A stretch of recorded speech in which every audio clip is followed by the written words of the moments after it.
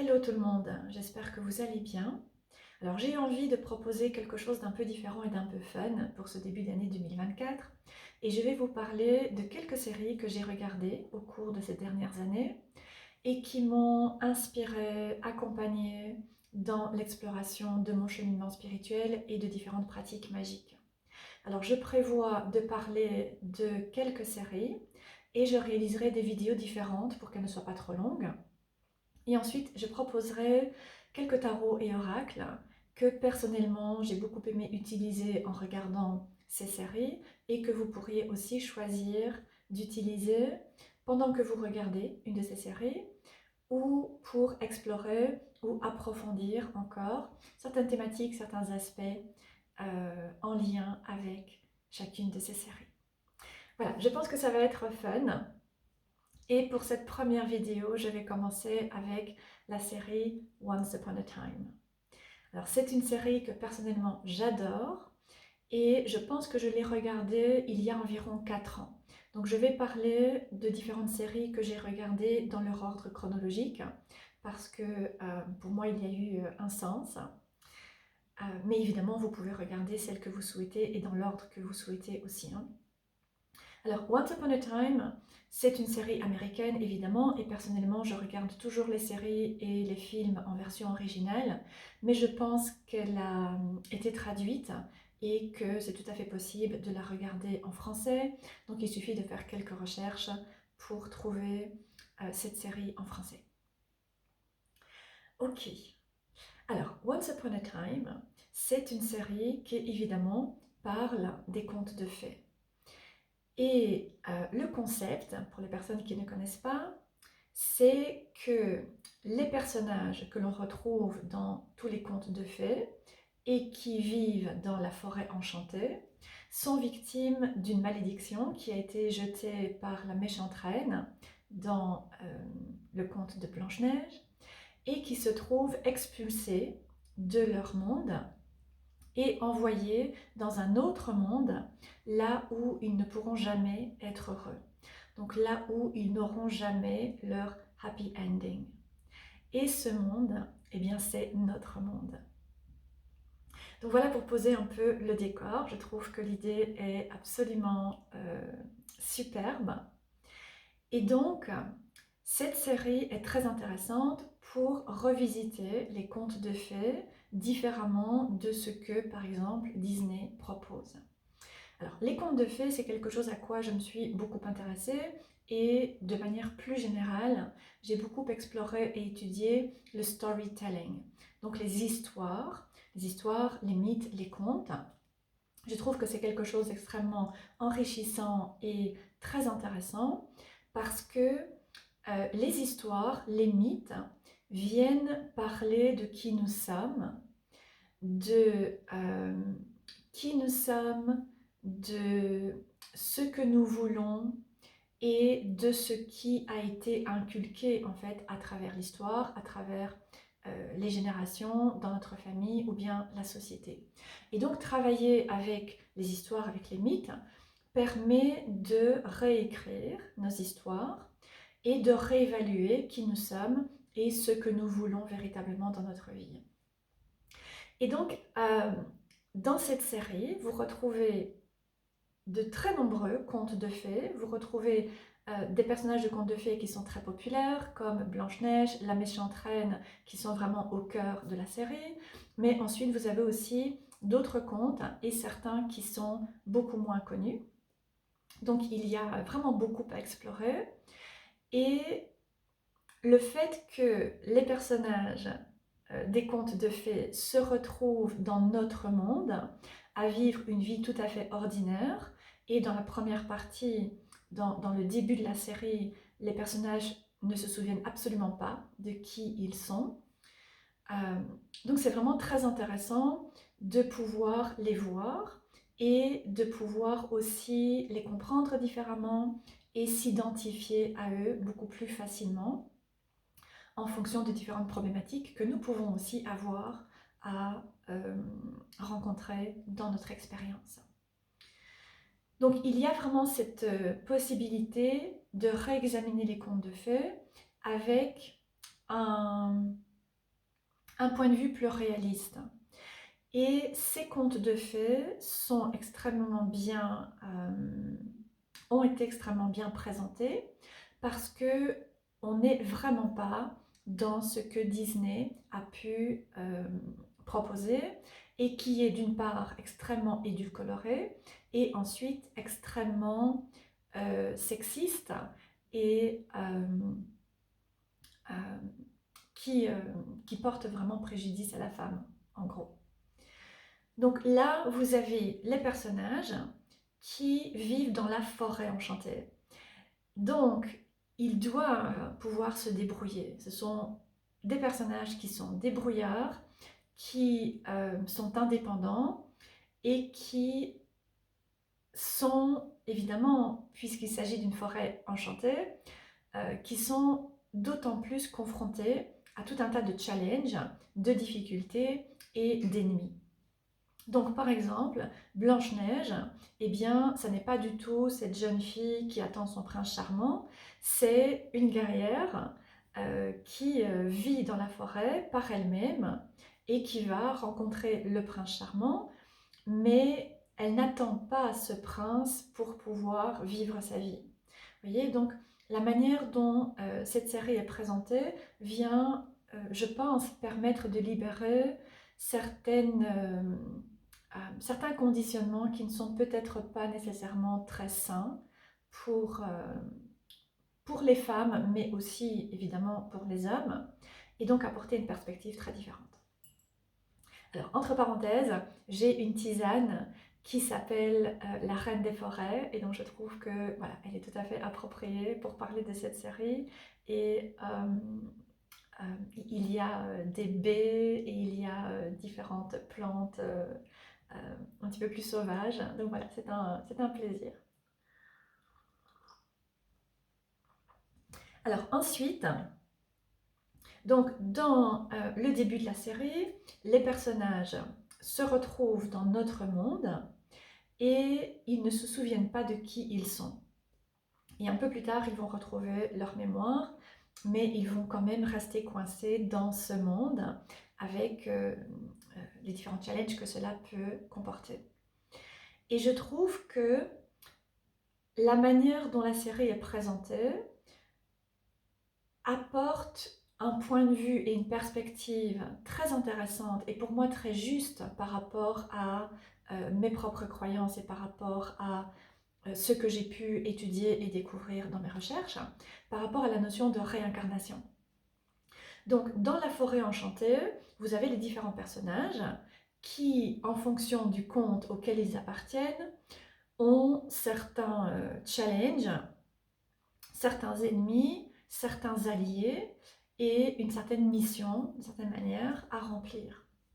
Mais étant donné qu'ils se retrouvent dans le monde, dans notre monde, sans aucun souvenir de qui ils sont, eh bien en fait, ils vont malgré tout continuer à retrouver les mêmes alliés, les mêmes ennemis et être confrontés aux mêmes challenges de manière différente et sans savoir en fait pourquoi il y a des animosités entre certaines personnes, pourquoi il y a au contraire des attirances entre d'autres et pourquoi ils rencontrent certaines difficultés. Et donc je trouve que c'est très intéressant par rapport à cette notion de réincarnation parce que je pense personnellement que notre vie actuelle, notre incarnation actuelle, nous met face à certaines personnes, certaines qui vont nous aider, d'autres qui vont être beaucoup plus hostiles à notre égard, et nous avons tout un tas de difficultés, de problématiques que nous pouvons rencontrer, qui ont leur origine dans des vies passées. Et donc cette série permet de pouvoir comprendre cet aspect que ce que nous vivons a une origine dans un passé beaucoup plus lointain. Et pouvoir explorer ce passé va évidemment permettre de pouvoir apporter beaucoup de clarté et beaucoup de compréhension aussi par rapport à ce que nous vivons. Et ensuite, cette perspective montre aussi que nous avons un destin ou bien une destinée, en fonction de ce en quoi vous croyez, hein.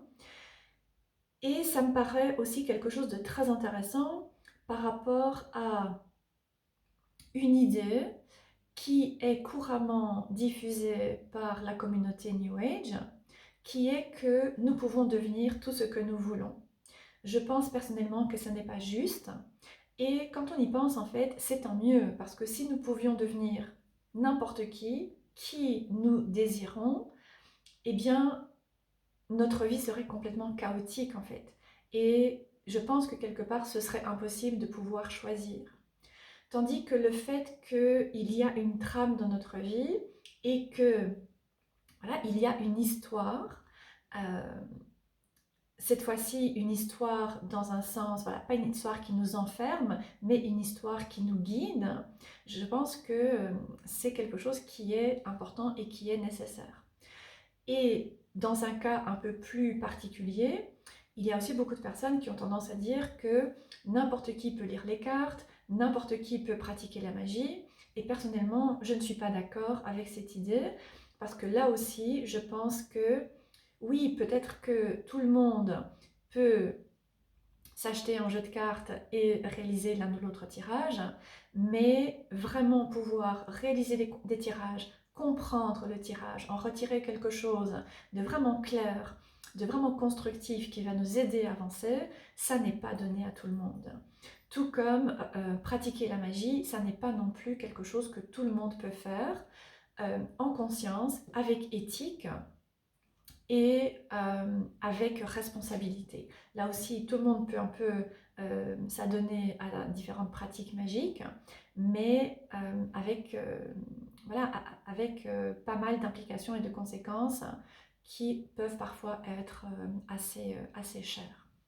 Et donc, dans la série, eh bien, même si les personnages sont amnésiques, ils vont malgré tout répéter qui ils étaient dans la forêt enchantée, mais de manière un peu différente. Alors par exemple, j'essaie évidemment de ne pas trop dévoiler par rapport à la série, hein, mais par exemple, le prince charmant, qui est le prince d'un royaume et qui donc à un moment va être amené à devenir roi, eh bien devient shérif de la ville dans laquelle les personnages sont prisonniers.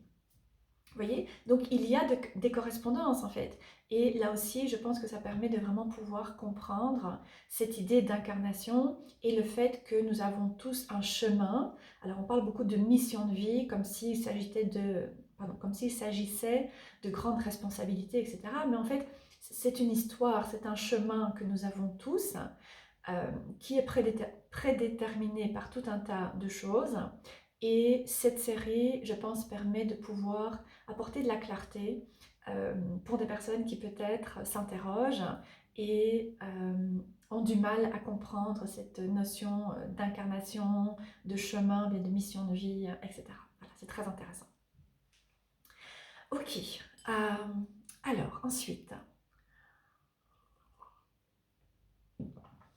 alors évidemment, évidemment, la série, la série présente certains, voilà, tous les personnages sont très très intéressants évidemment, mais il y a certains personnages qui sont vraiment au cœur de la série et qui personnellement m'ont touché très personnellement et pour lesquels j'ai développé beaucoup d'affection.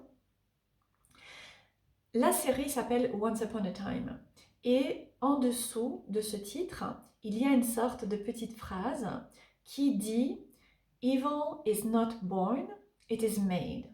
C'est-à-dire, on ne naît pas méchant ou bien mauvais, on le devient. Alors c'est quelque chose, décidément, j'ai un peu du mal en ce moment, pourtant Mercure est repassé en direct.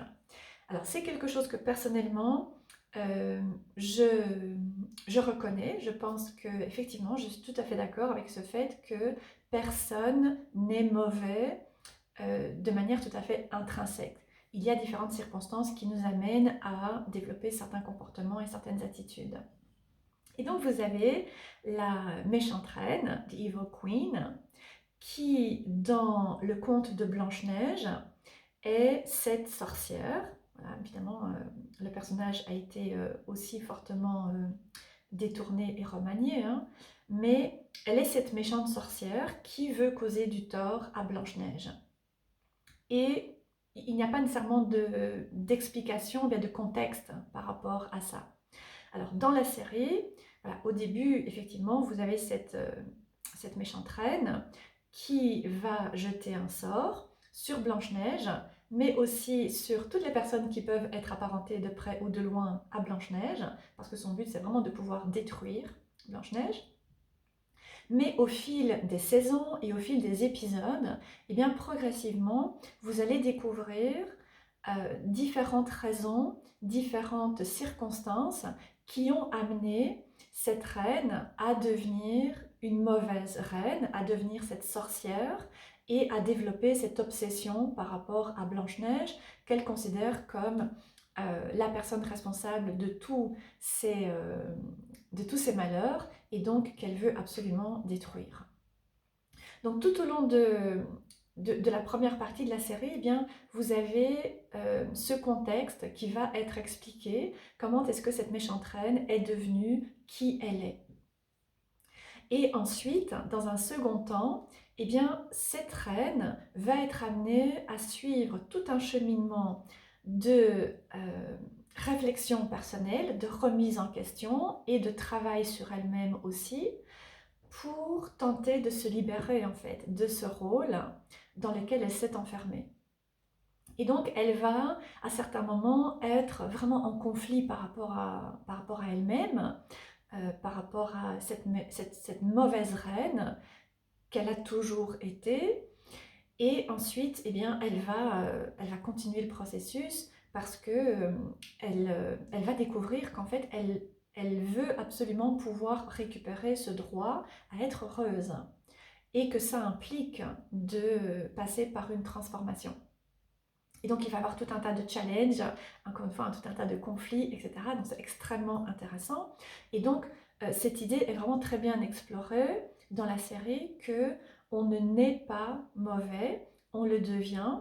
Et donc, ça veut dire qu'on peut aussi changer et que tout le monde a droit à son happy ending.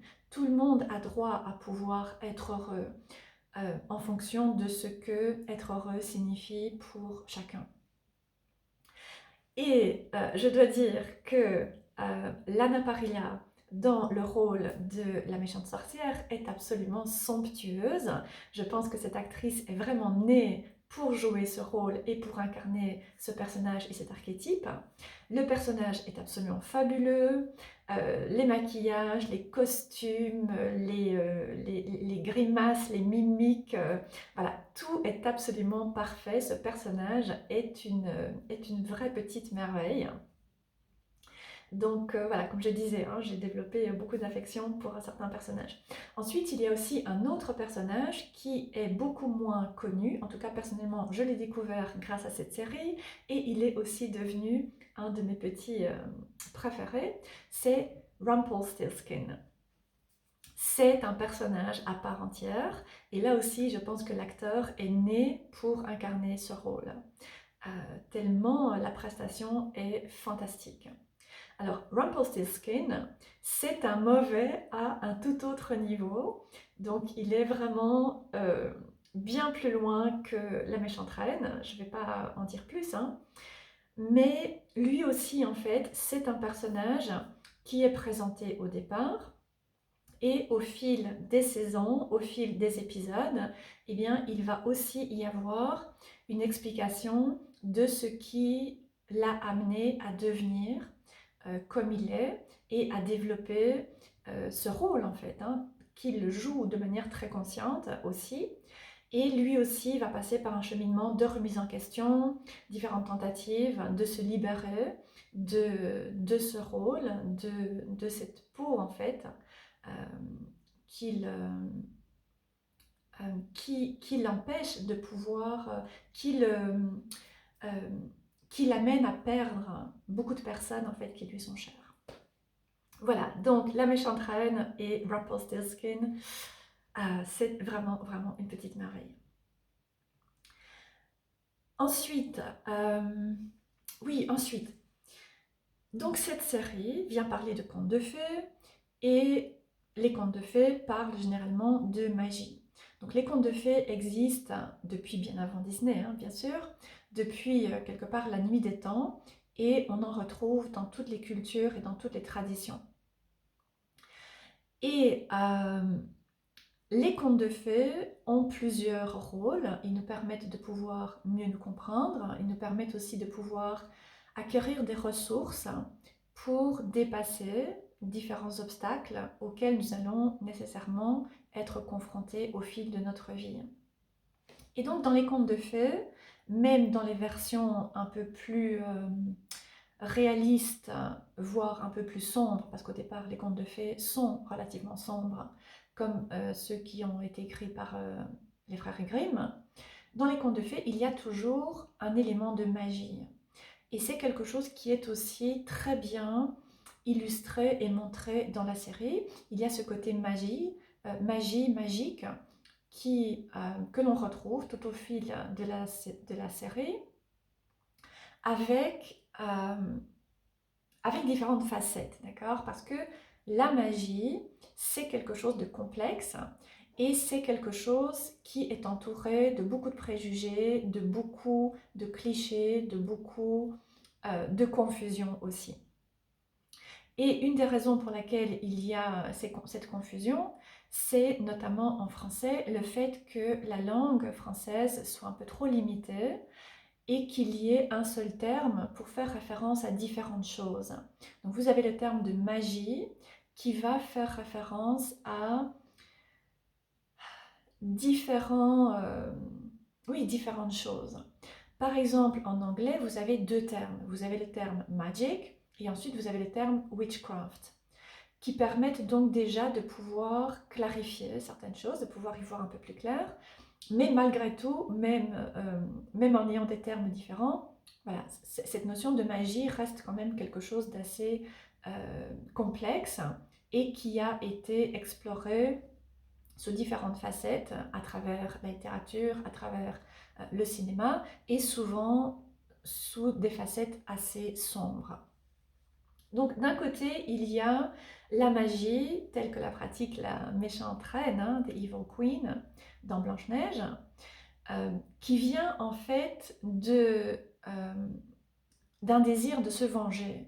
Donc cette reine, elle pratique la magie dans le but conscient et volontaire de causer du tort aux autres, parce qu'elle a été blessée, d'accord? Et donc c'est sa manière de réagir. Donc il y a clairement un abus de pouvoir par rapport à cette pratique de la magie, et la magie et le pouvoir sont intrinsèquement liés depuis aussi probablement la nuit des temps. Donc ça, c'est ce que l'on appelle witchcraft, quoique voilà, c'est un petit peu détourné, mais c'est the craft of the witch. D'accord? Donc c'est l'art de la sorcière. Et la sorcellerie en français, c'est encore quelque chose de très différent. Donc vous retrouvez la sorcière, la méchante reine, vous allez retrouver Rumpelstiltskin, et ensuite vous allez aussi trouver The Wicked Witch of the West, qui va débarquer, qui pratique la magie et qui pratique notamment des arts sombres, donc toujours dans le but de se venger, de manipuler, de causer du tort. Voilà. Alors, ça c'est un petit peu quelque part une sorte de plainte que j'ai par rapport à cette série, c'est que, et bien d'autres, hein, bien d'autres séries, bien d'autres films, c'est que la magie est généralement présentée sous cette forme. Donc ce sont des personnes qui ont été blessées et qui recourent à certaines pratiques dans le but de se venger et causer du tort. Alors que la magie à la base, eh bien ça n'est pas ça, d'accord? Et ensuite, il y a la magie, magic en anglais, qui est tout à fait autre chose.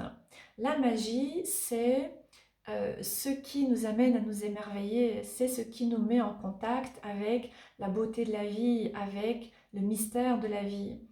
C'est le fait qu'il y a des rencontres ou bien des situations qui sont synchronistiques, qui relèvent un peu du hasard et pourtant qui ne le sont pas, et différentes choses qui peuvent se passer et qui nous amènent à nous émerveiller et nous dire, ok, il y a quand même quelque chose dans ce monde, il y a quelque chose, il y a une certaine intelligence, il y a une certaine, oui, un certain mystère qui fait parfois bien les choses, d'accord?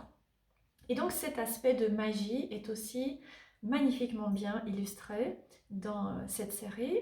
Et je pense que c'est une série qui pourra vraiment parler à des personnes qui ont besoin de retrouver cette connexion avec la magie et qui ont peut-être vécu des difficultés, qui ont peut-être vécu des traumas, qui sont passés par des épreuves, parfois peut-être même des séries d'épreuves, et donc des personnes qui peuvent avoir eu beaucoup de coups durs et avoir du mal à encore croire en la vie, croire qu'il y a encore de bonnes choses euh, euh, à vivre, à découvrir, à expérimenter, et des personnes qui peuvent avoir perdu espoir. Donc c'est une série qui vient réveiller cette inspiration et cette magie de la vie et qui, je pense, vient vraiment nous aider à pouvoir à nouveau croire. Croire en la vie, croire que les choses pourront fonctionner, pourront s'arranger. Et qu'il y a encore de belles choses à vivre. Maintenant, ce qui est assez clair aussi dans cette série, c'est qu'il ne suffit pas de simplement croire que les choses iront mieux plus tard. Tout comme le montre La méchante reine, bien Rumpelstiltskin ou encore d'autres, c'est important de travailler pour s'assurer que plus tard les choses puissent aller mieux, pour s'assurer que à l'avenir, eh bien, nous puissions vivre des expériences qui soient plus heureuses, plus épanouissantes, plus en accord aussi avec nos aspirations profondes et nos rêves. Donc il y a un processus, de guérison, un processus de travail sur soi, un processus de réflexion, d'introspection, etc.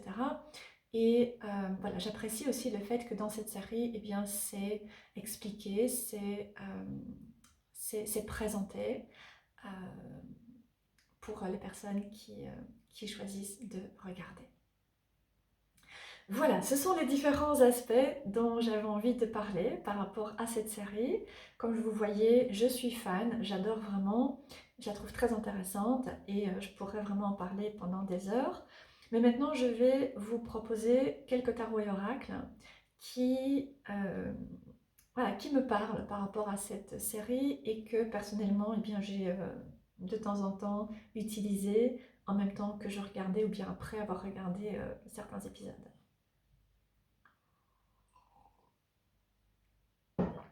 Alors, le premier jeu dont je vais vous parler, c'est un tarot et c'est bien évidemment le Darkwood Tarot.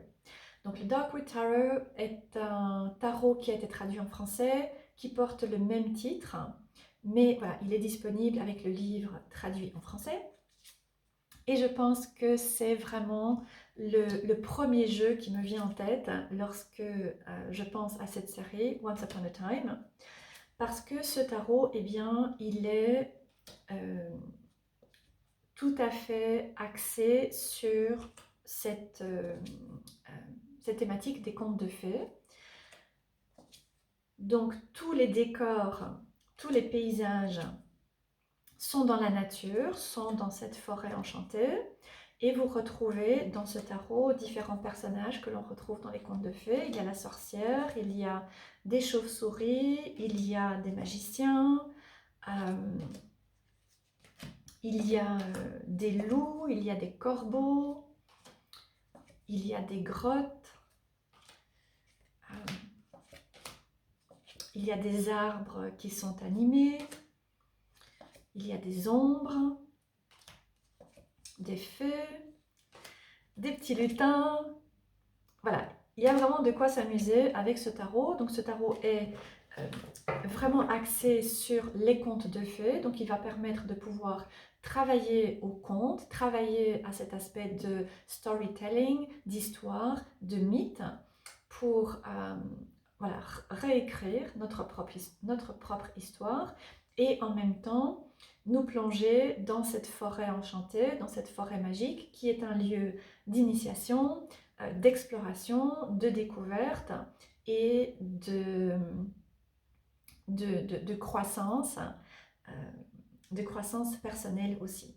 Donc voilà, ça c'est vraiment mon numéro 1. Je pense qu'il est tout à fait parfait. Ensuite, le deuxième jeu, c'est un oracle. Malheureusement, je ne peux pas vous le montrer parce que c'est un oracle que j'ai depuis maintenant probablement 3 ans, je pense. Mais je l'ai sous forme de app sur mon téléphone. Alors je viens tout juste, une mèche là qui m'ennuie, je viens tout juste de l'acheter en, en, en format, en format plus physique et j'attends de le recevoir, mais je ne l'ai pas encore. C'est le Fairy Tale Oracle de Lucy Cavendish.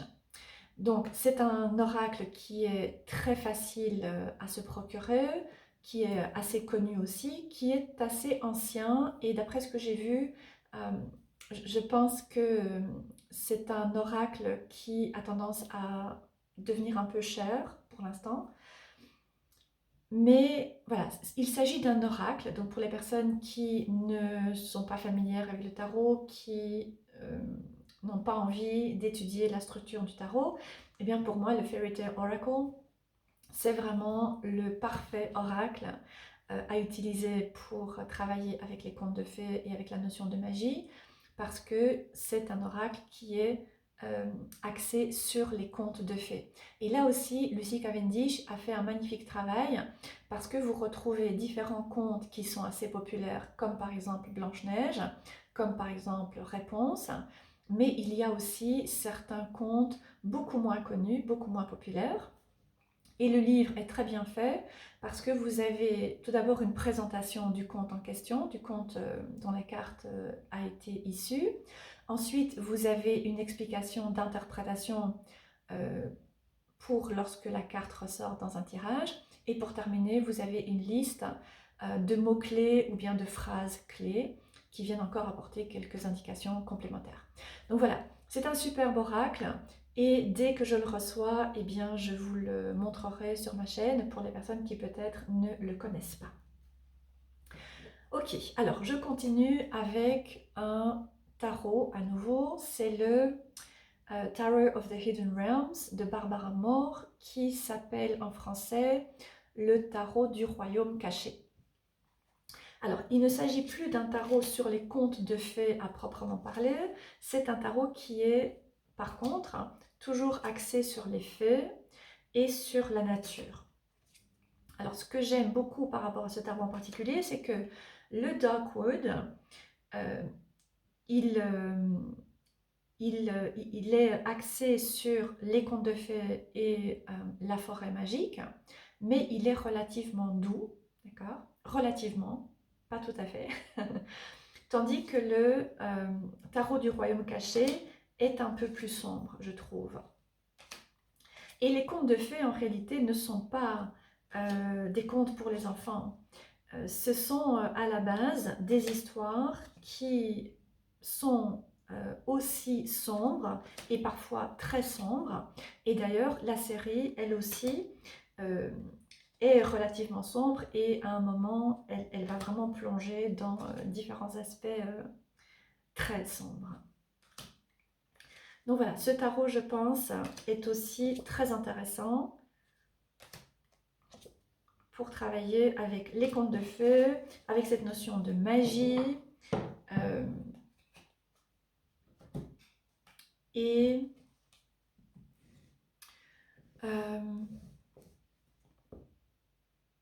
tout en étant bien équilibré entre des aspects en ombre et en lumière. Voilà. Alors, je poursuis avec un oracle, le Shapeshifters Oracle, l'oracle des métamorphes, à nouveau de Lucy Cavendish. Alors, cet oracle inclut des contes de fées, comme ici, le petit chaperon rouge, mais il n'est pas entièrement basé sur les contes de fées. À nouveau, la Belle et la Bête. Mais comme vous le voyez, vous retrouvez voilà, personnages féeriques, des animaux, dans la nature, dans la forêt, avec aussi de temps en temps quelques contes de fées qui sont incorporés. Et donc je pense que ça en fait un oracle très intéressant aussi et tout à fait adapté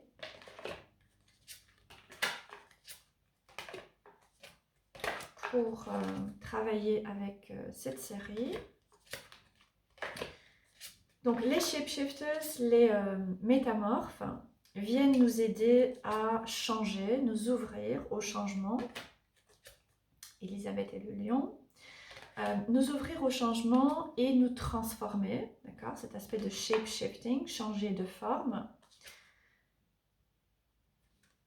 Et aussi de pouvoir penser différemment. Et donc c'est, selon moi, un peu le principe aussi des contes de fées. D'ailleurs, dans les contes de fées, il y a souvent des personnages qui se transforment en d'autres ou bien en animaux. Un autre oracle de Lucy Cavendish, j'avoue que j'en ai quelques-uns, mais c'est vrai que les jeux qu'elle propose se prêtent vraiment bien à cette notion des contes de fées. C'est le Shadows and Light, donc l'oracle des ombres et lumière. Alors, je commence avec Kali. Donc celui-ci est, je trouve, un peu plus sombre que l'oracle des métamorphes. Il est aussi moins axé sur les contes de fées, mais il y a quand même un aspect magie avec de nouveau des petites fées, des créatures féeriques comme ici la sirène, Grumpy Fairy.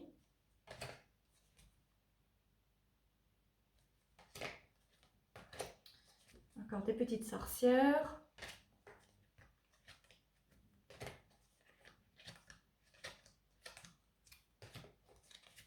Des anges. Cette carte qui est probablement ma préférée et donc je m'arrête avec elle. Voilà, donc c'est aussi un oracle qui va vraiment très bien se prêter à travailler sur des blessures par rapport à l'enfance, sur différentes blessures, différents schémas de l'enfance, mais aussi de la vie adulte, peut-être moins lointaine, et de pouvoir aller mettre en lumière différents aspects avec ce côté un peu magie qui reste là, qui reste présent. Ok, alors je vais passer de nouveau à un tarot.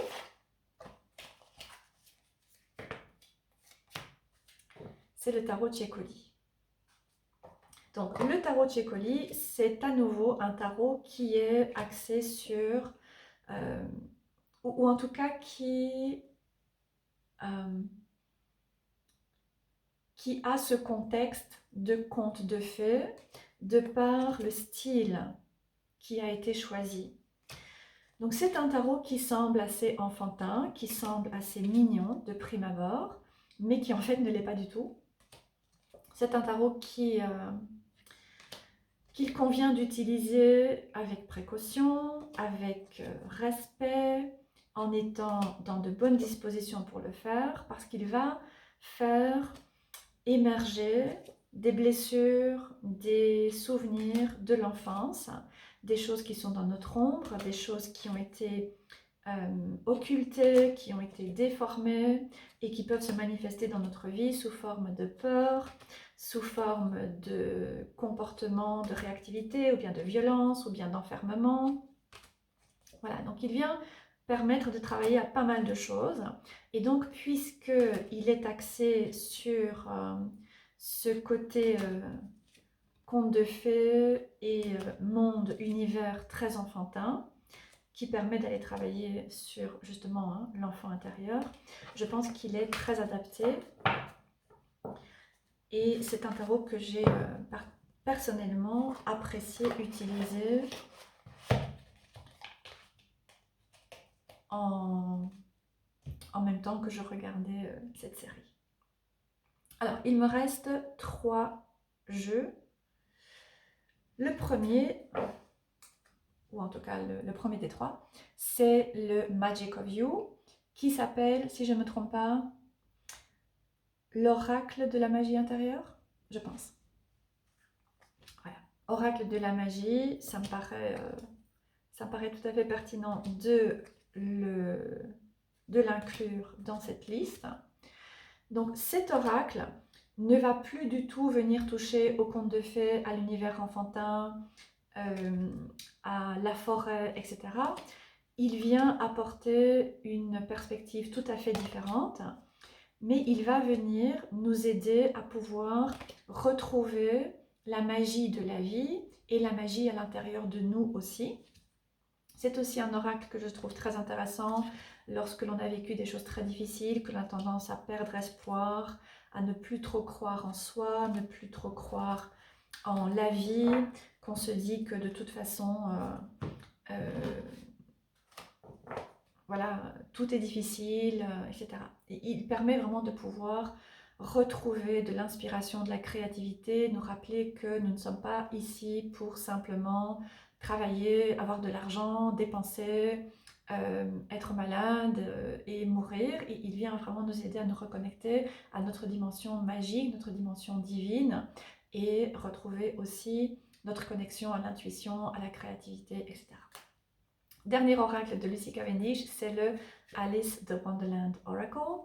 Donc Alice au Pays des Merveilles, je pense que c'est le titre en français. Donc Alice, c'est un conte à part entière, donc je trouve qu'il a sa place dans cette liste. Et d'ailleurs, le conte d'Alice est aussi un conte qui a été exploré dans la série Once Upon a Time. Et cet oracle va permettre de pouvoir aussi travailler sur soi, travailler sur notamment l'enfance, sur des blessures de l'enfance pour apprendre à mieux se connaître, mieux se comprendre et pour pouvoir aussi développer certaines forces et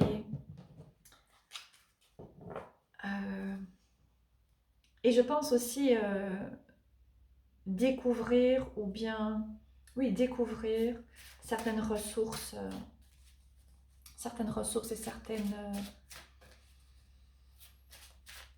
Je pense que lorsqu'on utilise l'oracle de Alice, on en ressort transformé. Voilà. Le dernier oracle dont je vais vous parler, j'ai ressenti le besoin de le mélanger, ça ne m'étonne pas, bande de petits démons, c'est le Fairies Oracle de Brian Froud. Voilà. Là aussi, c'est un oracle qui est dédié aux fées dans un sens très large.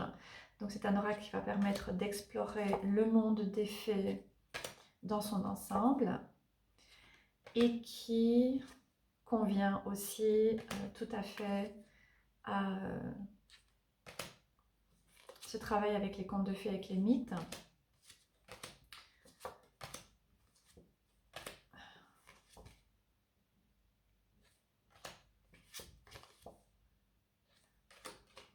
Voilà, je m'arrête avec cette carte-ci.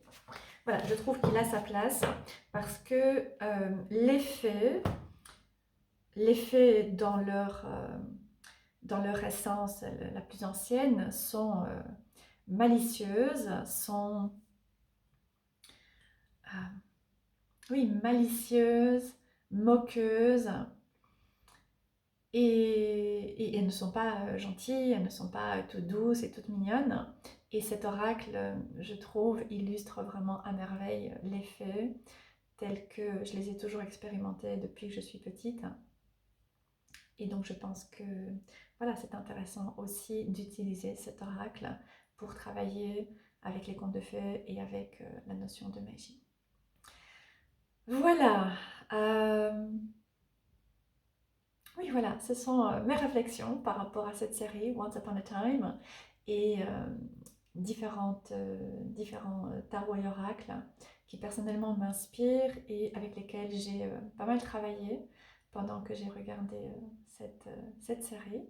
J'espère que ça vous plaira, j'espère que voilà, cette nouvelle série vous inspirera. N'hésitez pas à me laisser en commentaire ce que vous avez pensé de la vidéo et peut-être de partager votre avis par rapport à certains jeux que j'ai présentés. N'hésitez pas à me dire aussi si vous connaissez cette série, si vous l'avez regardée, si vous l'avez aimée. Et je vous retrouverai lors d'une prochaine vidéo dans laquelle je vous parlerai d'une autre série. Bye tout le monde.